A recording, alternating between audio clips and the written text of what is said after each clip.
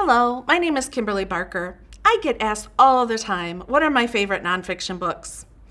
I love this quote by the famous basketball coach John Wooden: drink deeply from good books, including The Good Book.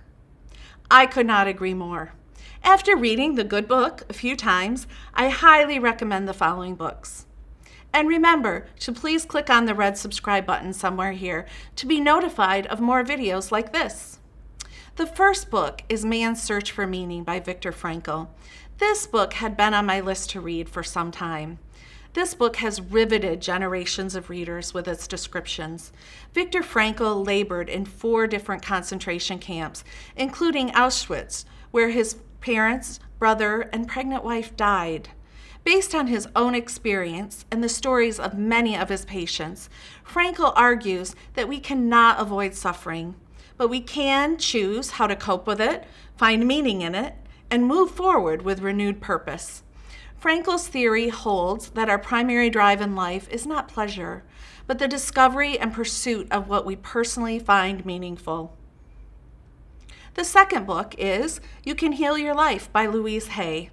This book was such a stunner for me. I read it 3 times in a row.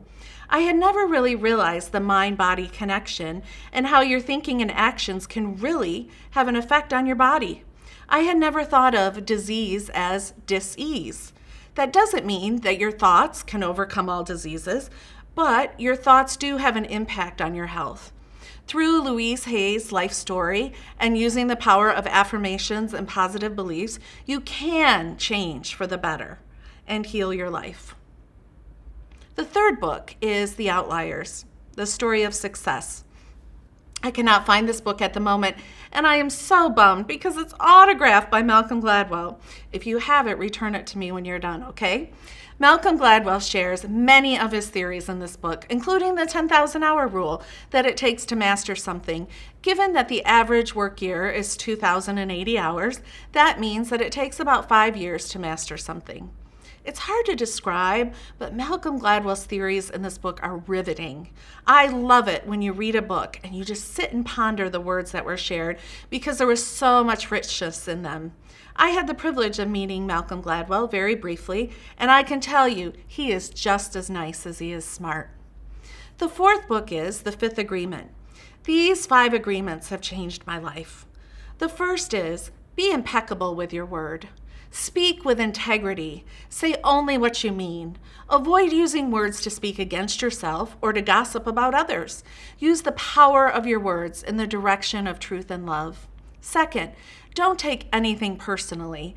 Nothing others do is because of you. What others say and do is a projection of their own reality, their own dreams. When you are immune to the opinions and actions of others, you will not be the victim of needless suffering. Third, don't make assumptions. Find the courage to ask questions and to express what you really want. Communicate with others as clearly as you can to avoid misunderstandings, sadness, and drama. With just this one agreement, you can completely transform your life. Fourth, always do your best. Your best is going to change from moment to moment. It will be different when you are tired as opposed to when you are well rested, which is a good point. Try to be well rested whenever you can. However, under any circumstance, simply do your best, and you will avoid self-judgment, self-abuse, and regret. Fifth, be skeptical, but learn to listen. Use the power of doubt to question everything you hear. Listen to the intent behind the words, and you will understand the real message. I have a bonus book to share, The Alchemist by Paulo Coelho. I'm not sure if this is nonfiction. I think it is. But this parable, that is a quick read, is amazing. When I heard that this book made Pharrell Williams cry, I had to read it and find out if I would cry as well. On the back of the book, it says, to realize one's destiny is a person's only obligation, and I could not agree more. I will end with John Wooden's 7-point creed. I have had several students do reports on his books, especially in my leadership classes. That was the first time I have heard of John Wooden. I learn so much from the students I teach. I trust and hope they learn as much from me. John Wooden's points are: be true to yourself, help others, Make each day your masterpiece. Drink deeply from good books, including the good book. Make friendship a fine art. Build a shelter against a rainy day. Pray for guidance. Count and give thanks for your blessings each day. There are so many pearls of wisdom in the above books.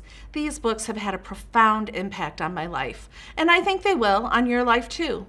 Please click on the red subscribe button to subscribe to this channel. Remember, nonfiction is sexy. Bye.